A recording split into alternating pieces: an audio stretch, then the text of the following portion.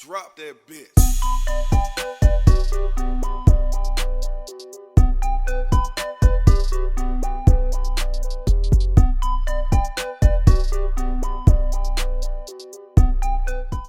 My name is, of course, Joshua B-E-I-N-G, your host for the new season of Mexicated Smoke Sessions.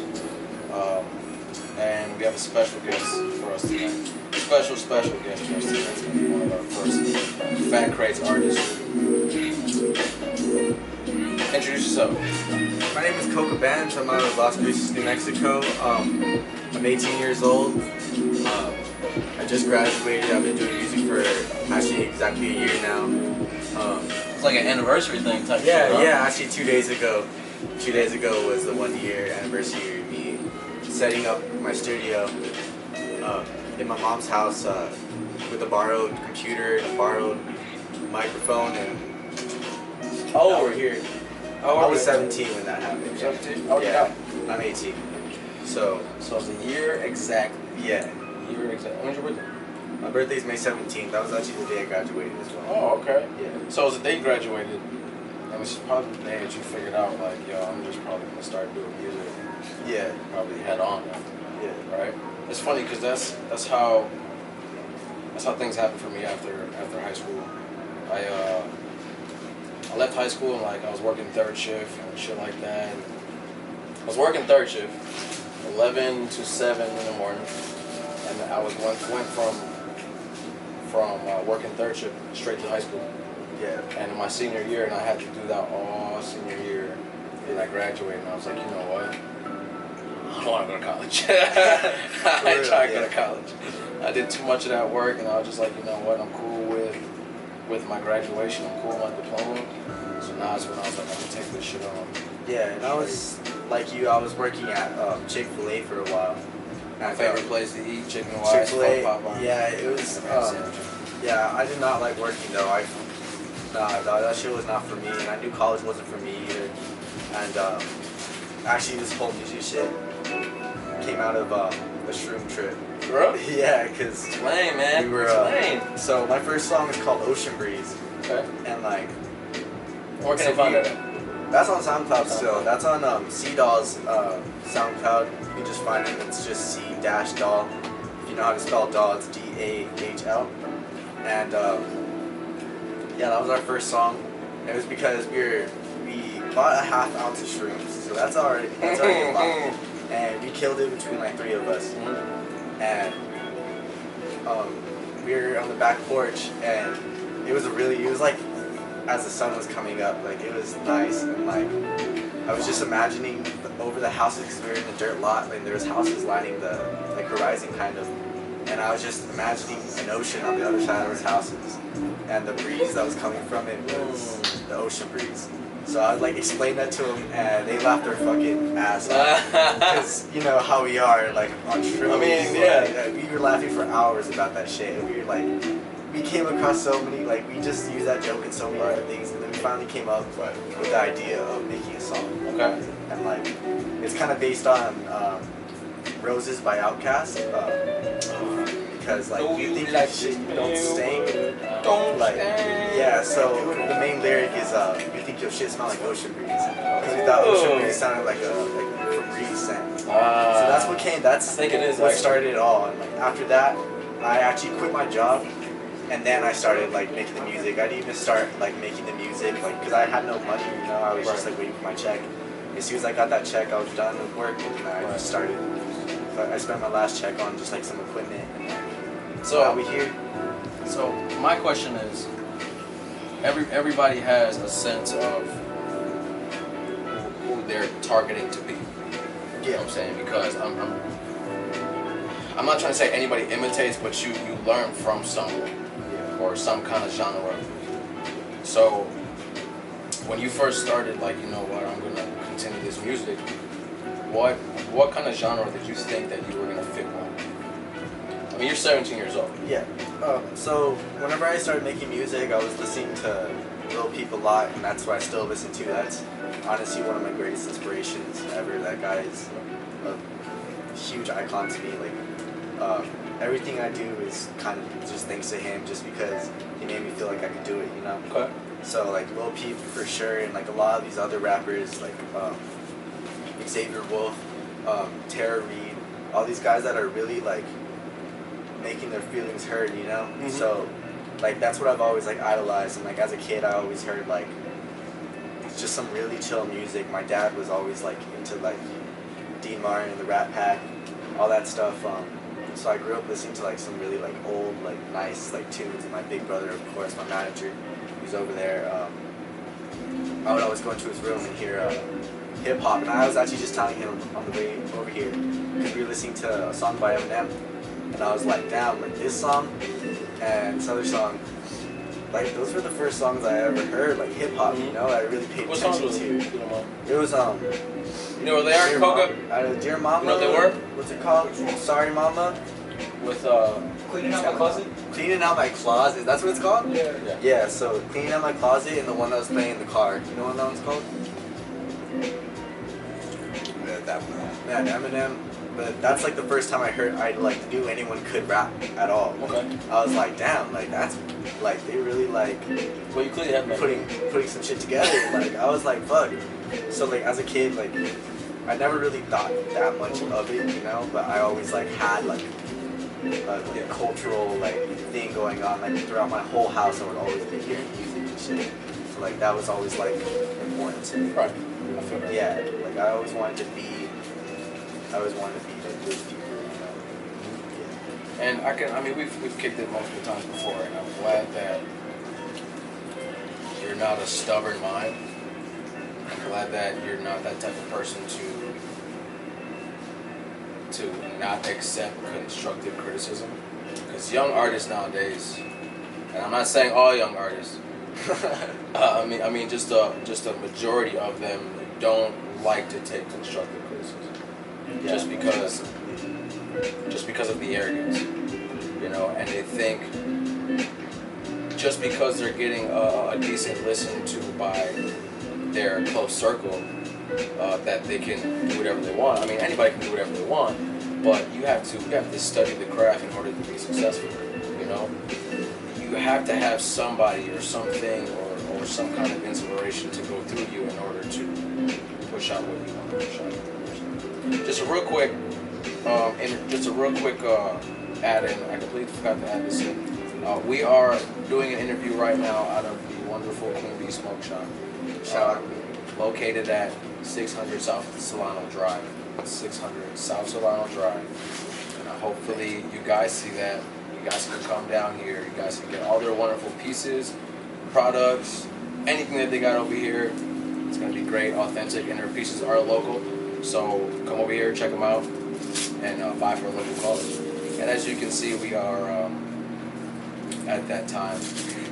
At that time. It's always that time. To get something going, of course. Now don't fuck this up, alright? Because not everybody can roll a paper. I'm going to let you know that. Not anybody can roll a joint paper. You know what? I had a choice of what paper. Shout out Queen Bee Smoke Shop. He said, get whatever you want, pick one. And I fucking sat there for like a solid 3 minutes just trying to fucking pick one. As always, I went with raw.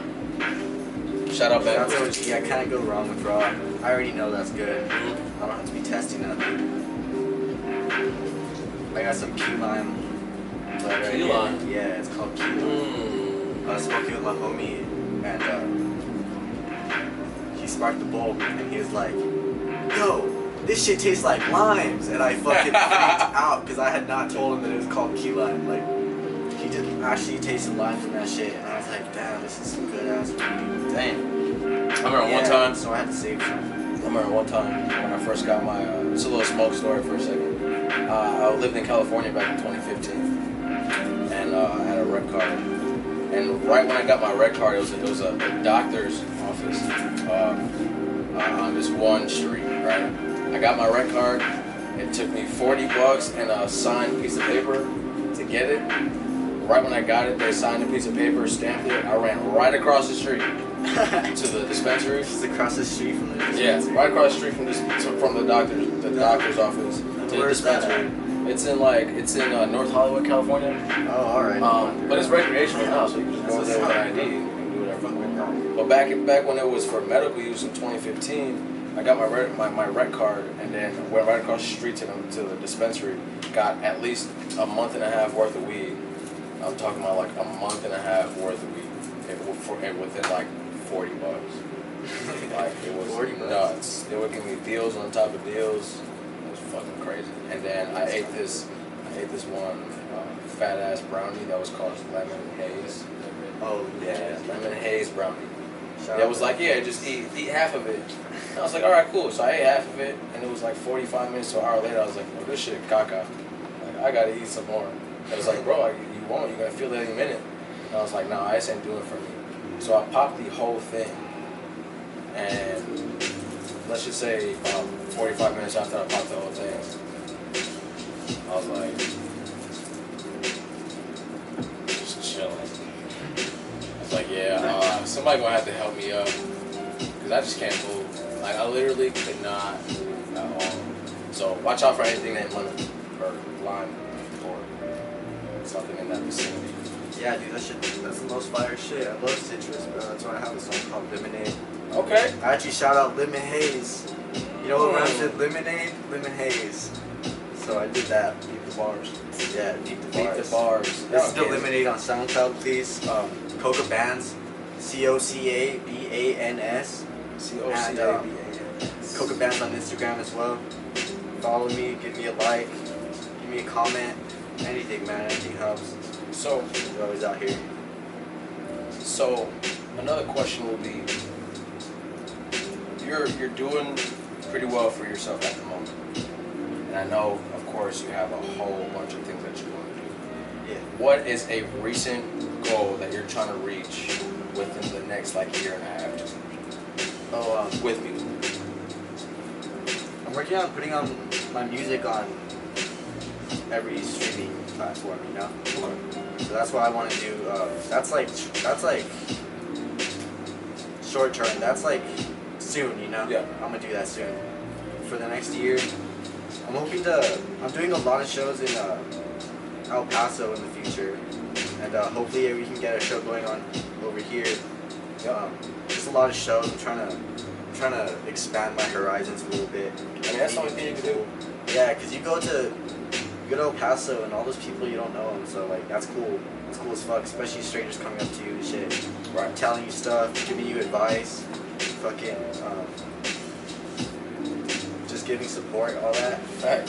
Yeah, dude. So I fuck with that. So I've been kind of just like experimenting with that. I've already done 2 shows in El Paso. 2. Yeah. And was that the Varsity? Or was one at Varsity and the Spot. Yeah. Okay.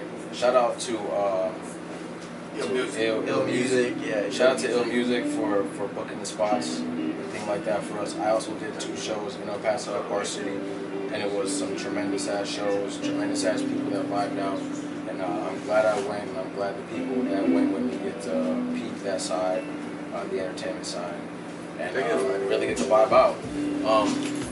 So basically, what you're saying, your short-term goals are right now that you want to just start putting out content on more of a digital streaming platforms, get them out there for more of a push. Which is possible. I mean, there's multiple different outlets that you want to go through. Personally speaking, if you're gonna go through and thank you, senor. Thank you. If you want to go through a distribution site, and if you want to keep as many royalties as you can, or you want to know that your turnaround rate is good, a couple sites that are really good that I use are Song Trader, DistroKid, and CD Baby. Yeah, I've been looking into DistroKid. DistroKid's one of the really good ones. Yeah. So just keep your mind on the ones that are well known in putting out digital distribution, because you don't want to go through somewhere, because I spent a lot of money on trying to do that. That's why I put out 3 projects. I try to put out a couple of tracks for for digital distribution through, you know, another company, which I'm not gonna disclose, but they fucked me up. Heavy. Yeah, and they turnover rate was garbage, and nothing got put out with the right things that I was putting out with. And like I said, you just want to make sure you be careful. You want to go to the right ones, which DistroKid is probably one of the best ones. And also, I've been trying to work on like collaborations with other people. You got any recent collabs that you're trying to shoot for right now? Most definitely Larry Ocean. That's my main one I'm focusing on. I got other people sending me beats. I got AJ Hammond, of course, BBS Till. Hey, yo, let's make a song. Yeah. Yeah. Bet. Bet. Alright, so that's gonna happen. That's gonna happen. Goddamn, that's some gas. You heard it here first. Oh, but what where's the Joshua Being one? It's the same place where you sent it. That's my only thing, man. Like, as an artist, my thing is just really finding a beat I like, because I really, early on, I committed to being an MC. Yeah. Yeah. So Hey, you know, MC, that's calling yourself an MC is a high responsibility. most definitely. I Yeah. hope you know that. That's why I focused on it, and I didn't want to also be producing at the same time. Of course, I wanted to because I love music. It's always an option for me. Yeah, my homie Seed, all the same one that I started making music with. He's into producing, so that's my executive producer at the moment. Okay. That's my day one right there. Him and Loke and Max. Follow all of them too. But what was I saying, man? That's the weed. That's why we have these smoke sessions. Sessions. That is the first stumble that we've had on New Mexicated Smoke Sessions. I'm glad you guys seen it here first. It's all this melatonin and shit. Nah, nigga, that's that. That shit hit me. That's that weed. That's that legal weed. Oh man. Yeah. So, But I'm glad to see the growth in listening since I met you. Because I admit it was at first it was a little bit standoffish because it's a new person coming in and trying to give you game and things like that, blah blah blah. But you make, like I said, you're not the type of person that I thought that you were gonna be, you know. So it's cool to see you grow, and it's cool to see you grow to where you're going to, where you want to be. yeah. That's everybody, you know, everybody at Fat Crates wants that same exact push for you, Yeah. and we're gonna definitely give that. Most definitely. Shout out Fat Crates. It's the only reason I'm here right now is because of Fat Crates. Fucking, I don't like to say that I did this shit all alone because like I have a lot of support. And can I correct you? The only reason why you're here right now is because you're passionate. Thank you. That's it. Because if you weren't, we wouldn't fuck with you. And I had to talk with your brother multiple times. And he said, I'm glad, and I quote, he said, I'm glad my brother doesn't suck. Yeah, bro. I've honestly heard that a lot too. Like, people fucking tell me that shit a lot about my brother. He fucking, he didn't like, he wasn't like, yo, like if you want to do this, you gotta game up, like do some shit. Like I don't know. Like, he never told me to do anything. Like he came to me and he was like, yo, like you should come over here and meet these guys. I should make you a studio session. Like, let's make something happen. You know. Push for you. And for a long time, I doubted it because I didn't trust other people. You know, I was starting off and I wanted to do all my shit alone. You know, and I still like do that shit like in my room. Like I'm constantly sitting there writing and recording alone. But like getting that opportunity and getting someone to push me like that was really fucking great because like I didn't want to come at first. I was like, nah, like I'm good, bro. Like I don't think I want that. I can do this. Right. And I went. That's the first time I met AJ Hammond. And he was like being real to me, dog. Like right off the bat. Like there was no like this person is a stranger. Right. Like he got down and sat with me and fucking talked to me just about music and shit. Like I can't even remember what we were talking about, but it was fucking meaningful. Yeah. I already knew that. And like so right after that I came back, you know, I knew I had to come back. Right. So all of that, the vibes and Fat Crates and everything like that resonated with you, so that's what made you come back. Yeah, most definitely. Shout out like all the staff there. Shout out to Mai, shout out Mike, shout out Timmy, shout out BBS Coco over here. Shout out everyone, man. You guys are all the fucking best. And we appreciate everything that you do. So, what do you have coming up, either performance-wise or project-wise, single-wise, anything like that? This would probably be the time to let you. Alright, well, I have a song with this guy, Stefan Biggs. I'm working on that with him right now. I'm also working with Larry Ocean to make a song. You guys already heard we're making a song with me, BBS, and AJ. And I'm honestly, I didn't want to like really talk about it. I don't want to like hype it up like that much as I'm like before I even like make a lot of progress into it. But I'm working on like an album too. I want to get at least like an EP before that like released. So I'm just working on like feature stuff. I'm writing a lot. Like that shit is, That's important. yeah, I sit there and write a lot, and I fucking like I do shit that like I know I can write about. I don't know. I always just like whenever someone invites me somewhere weird and I don't want to fucking go, I just fucking go just to like see what happens, and like that always like helps me because like sometimes I'll be sitting in my room and I'm just You're young, man. You need to I don't know that. what the fuck to say. So Yeah, like you're I young. want to just like I want to just grow as a person. That's why like I always just like listen to people.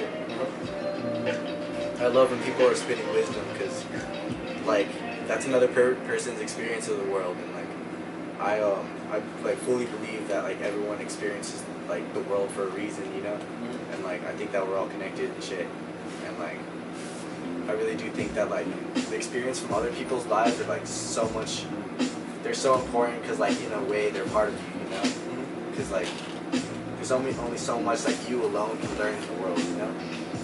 Facts. Facts. So I like to listen to people, and I like to, even when you and him were sitting down right here, and I just like sat down and like